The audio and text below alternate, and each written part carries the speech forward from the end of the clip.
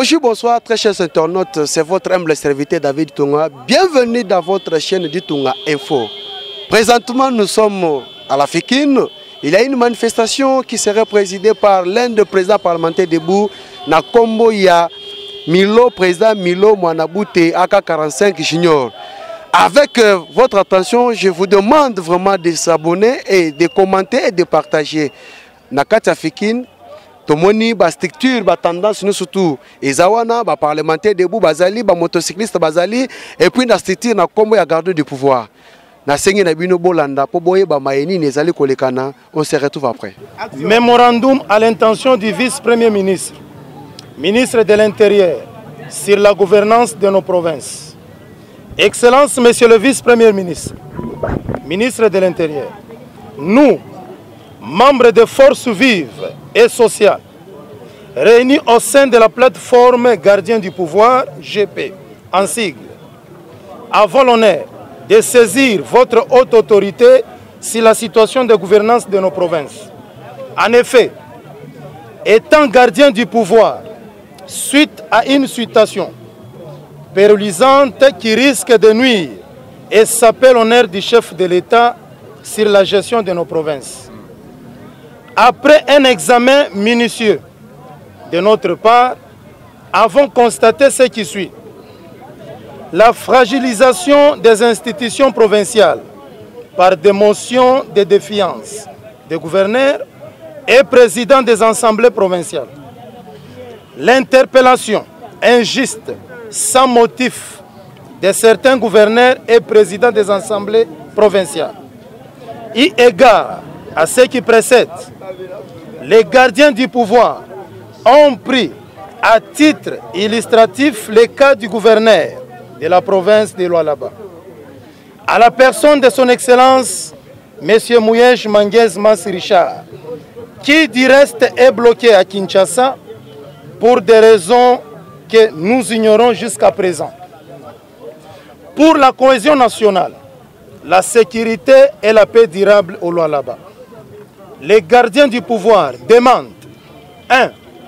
L'autorisation du retour de son Excellence Manguez Mas Richard afin de continuer la vision du chef de l'État dans sa province.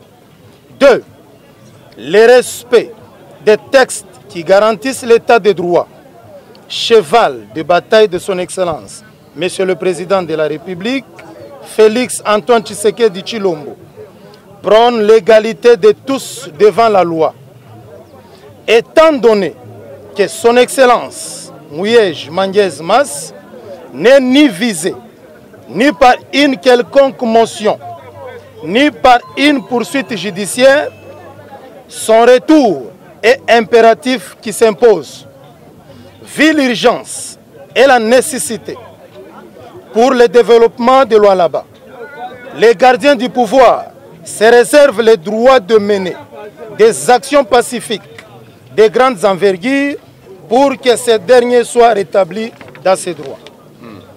Les gardiens du pouvoir dénoncent avec force et énergie cette triste réalité que nous ne savons qualifier dont est victime le digne fils de la République et terroir de Lualaba.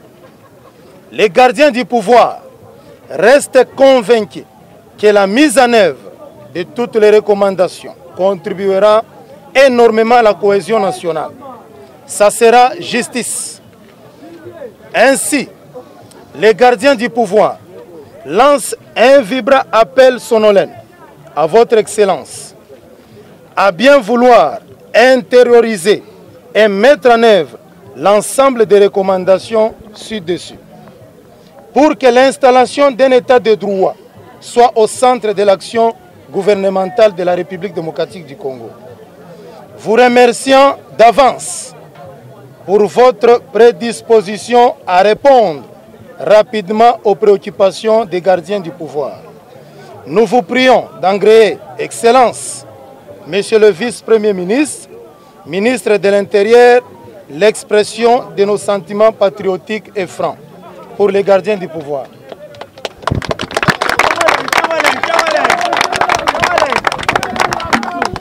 Je crois que...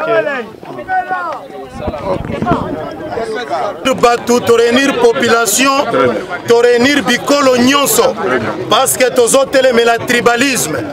Toye komona ke bato bazo bundisa chef de l'État. Bazali ko déstabiliser ba institution provinciale pour que vision, il y a le peuple d'abord et c'est réalisé dans la province. Bazali ko luka toujours pas compliquer situation en 2023. Des gardiens du pouvoir, Tomonique, il faut Tosenga na bakonzi ya mboka, na chef de l'État, ministre de l'Intérieur, premier ministre, pour que baye moyen ya kokata hémorragie, surtout oyo ezako se préparer na loi là-bas. Mouyen Jimankez Richard azali interpellé plus de 8 mois. Il fallait que ye pour nini ba interpeller ye ba fandisi ye toye komona ke tribalisme na loi là-bas et comme na degré moko oyo tokoti kolobate de tolobi boye biso gardien du pouvoir toza wana pona état de droit toza wana pour que gouvernement a respecté mibeko to sengi d'abord bazongisa nanu muyej soki ata boko destitué ye mais bon respecter mibeko ya mboka.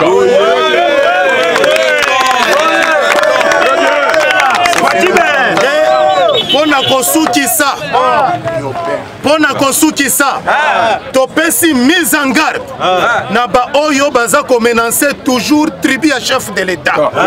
Biso tozali tolingi ke Congo tozala bomoko, tolingi Congo tozala bomoko epa na biso toyebi po bandundu muswahili muluba epa na biso abu biso nyonso toza bana ya Fachibe na kosenga na vice-premier ministre azwa ba résolution semaine prochaine tokobanda ba action pour na soutenir état de droit na de démocratie na pesibino. Merci mingi.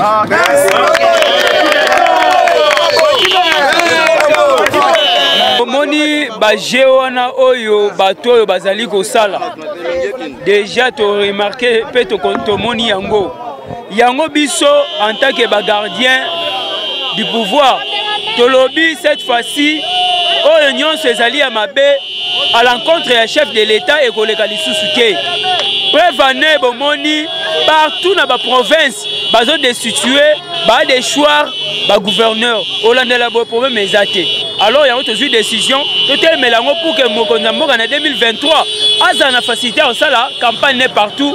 Je salue l'idée et gardien du pouvoir biso tozali wana ba défenseur ya pouvoir ya Fati Béton tomoni bien que reste à quinquennat ya chef de l'État etikali muke mais ezana ba médiocre même na gouvernement même ba gouverneur na ba province bazo sala ke Fati Béton akoka ko réussir te pour na 2023 toluka ndenge nini ya kozanga kopesa explication yango biso force oyo garder du pouvoir totelemi tozali wana pour na garder pouvoir ya chef de l'État ezala yo ministre ezala yo nani soko tenga mika ndero ya vision ya chef de l'État biso to dénoncer to sala lo ba marche ti na bureau na yo tozali pe ko mettre en garde bandeko na biso oya elo ya tribalisme o bazali ko yake boma muluba tika soki muyaka soki nyoka tozali ko mettre bango en garde makambo wana na Congo to tikala ko yeba ngo te tolingi pe yango te banda uta tango ya Zaire ti lelo to komi Congo makambo wana to tikala ko yoka ngo te mais banda ndeko moko auti Cameroun auti Sénégal aye awa ba fabriquer biso nyonso to yebi tellement ba fabriquer a raté a komi na un moko tribalisme mais azapen ndeko na bango ya bandundu te biso to yebi source na ye bien parce que to fana na bango to yebi bango moko na moko tozali ko mettre en garde na babiloko yo lingo sala to na état de siège ote o sala marche na yebi ke ozala nango fiasco o sala lokoti posera na batuté bio ozawa noza député soko oza na eloko moko lingo loba concerné makambo ya senube ya mboka ko ça marche te yaka na kati assemblée nationale posa député loba proposer boko discuter yango na kati assemblée nationale monsieur tozali ko mettre en garde biso garder du pouvoir tozali déterminé oyo nyonso akotenga na vision chef de l'état aromona biso na nzela na ye biso tozala wana pour regarder pouvoir chef de l'état ça boité yango benda toko yebisa VPM de l'intérieur pourvu que assumer ba responsabilité na ye mingi na kokoso ezali kolekana na ba province. Ok, tu as dit que nos chefs de l'État et Sengeli en 2023 a présenté bilan na ye na niveau de la province par rapport à la promesse n'enga tambola qui na moment de la campagne. Mais depuis ces derniers temps, tous a vraiment au lieu que tout s'attend aux essentiels, au kaka makambo ya motion des chances boy. Alors na ba province on a crise comme kokota makasi. Ndé tant que Asbel ton membre ya Asbel gardien du pouvoir. Tu as interpellé ministre de l'Intérieur VPM à le maître dans la cellule. Pour ne quoi bisser que la UDPS a yeba que cause à la cadre des privilégiés et ça lui charge. Et c'est là c'est mes responsabilités naé parce que makambo comme le Canada ba province et comme continue to comme ça la dominer na oba bengi tribalisme. Or biso na UDPS to tikala kotangela to kolanda makolo wana te. Non seulement les alliés qui ne pas te, au commun vie ba crise les alliés qui na bakata ba province, mingi na province ya là-bas. Au to mona qui ne connaît biso Richard Muyej, depuis ba interpeller kino lelo atika la kozonga te. Toko mituna siriba azali ko sala musala nete pona nini. Ceux qui réellement ba effet o ba reprocher ezali valable. Et sengeli ke ba qui na va légal pour na ko faire respecter état de droit.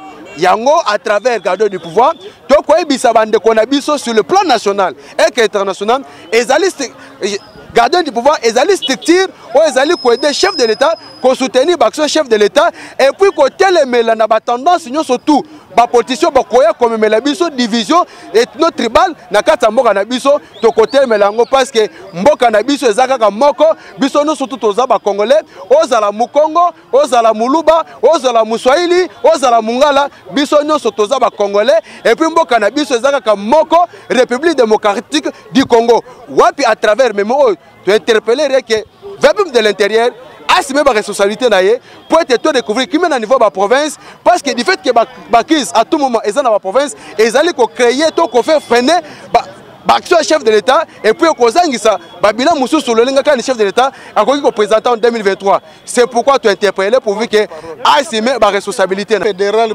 porte-parole ya GP. Na lobby boya toza awa toza kolite pona ke le respect à ba test ezala. Bon, utai komona eloko utai koleka avant-hier na aéroport ya Njili. Le président ya assemblée provinciale ya Kasai Oriental bakangie ke akende te. Baza ndenge moko na ka ya l'excellence Muyej. Bobombi batuka na kina awa sans explication sans nini batu babanda kende kotuna kuna. Total il y a au moins 11 provinces où eza déstabilisées. Bamususu ba déchoir bango bamususu ba destituer bango mais baka otoza kolobela ata oyo ba destituer bango ba organiser ba élection kuna ba oyo ba na problème te boye bombi bango kana Kinshasa et puis en 2023 bakoya kotuna biso omona neti na kaya liwa ya nani ya le patriarche Kyungu eza ba biloko moko pe ya son âme eza ba biloko moko il faut ko apaiser ba tension ya bato biso toza na bandeko kuna toboyi neti lwala be komi déporteur ya mutu nyonso tout ata coiffeur ya nani akokende kuna ke kosala banani.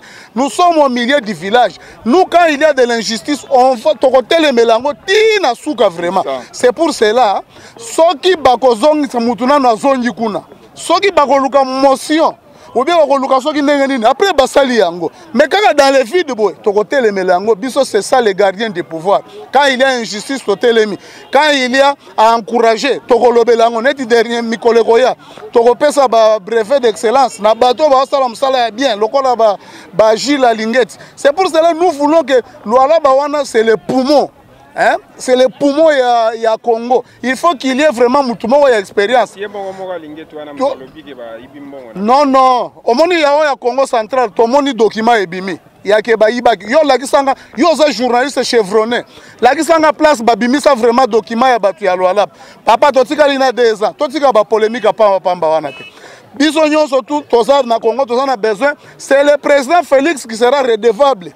Tango ba wanda koloba kuna batu anani ya Luala babiloko na yango yeo babombi ndeko na biso po eza boye na boye tolingi ba désordre wana te batu babanda ko profiter derrière bakao po babanda ko s'enrichir te biso to boy nous allons nous côté semaine prochaine toko banda ba action de grande envergure oya lelo balobi auto se limiter nano mais on mususu toko yokela pe mututé nalingi na loba boye vraiment naza vraiment déçu na ba comportement ozo le kanamboka na biso alors biso tant tozo ki pouvoir ezaki poto instaurer état de droit la démocratie mais tozo mona lelo eza bato o bazo subir injustice moko na roba notoire eza bien té tozo zo ka ya Lualaba tomona ki le gouverneur monsieur Mouej ayaki awa ba na ko interpeller mais ti lelo asali ba mwebele ayeba azoyeba na kozonga te et loro ni bazo reprocher ye toyoka ki dossier IGF mais ti lelo tozo mona te ya Congo central na banza ba nyonso bazo mona ba document eza clair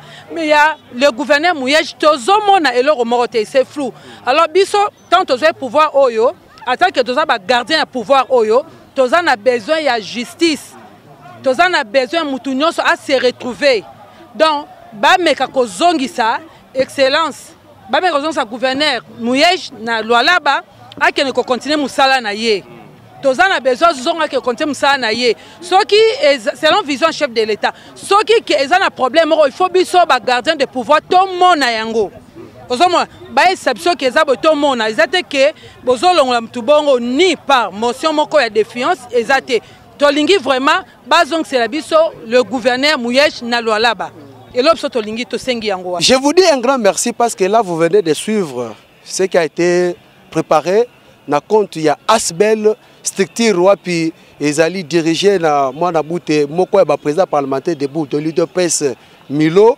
Ngoyi toyoki ba déclaration ya pesi ezalaki pona ko interpeller VPM de l'intérieur pour être assumé ba responsabilité na ye vis-à-vis na ba crise ezali na niveau ya ba province sinon te ceux qui a s'occuper na yango te et ko pekisa boko koso pour être na ba certaines provinces ezala moi place pour na chef de l'état afin qui a présenté bilan na ye yango na kansi que vous allez ki belé akolanda matondo mingi onga na kosenga bino za que bo s'abonner na chaîne na bino na chaîne na bino ditunga info bo partager bo commenter et puis chaîne oeza na bosenga ya soutien na bino nyonso tout sur le plan matériel ba caméra ba micro parce que actualité à tout moment et peut ça maka du jour au jour beaucoup zongo wa piso ki bo s'abonner na David Ditunga to na Ditunga info te avec votre humble serviteur David Ditunga. Quant à moi, je vous dis un grand merci et puis à ne pas oublier on peut pas pesa ba concept ba contribution na bango na kombo ya Eva Chimanga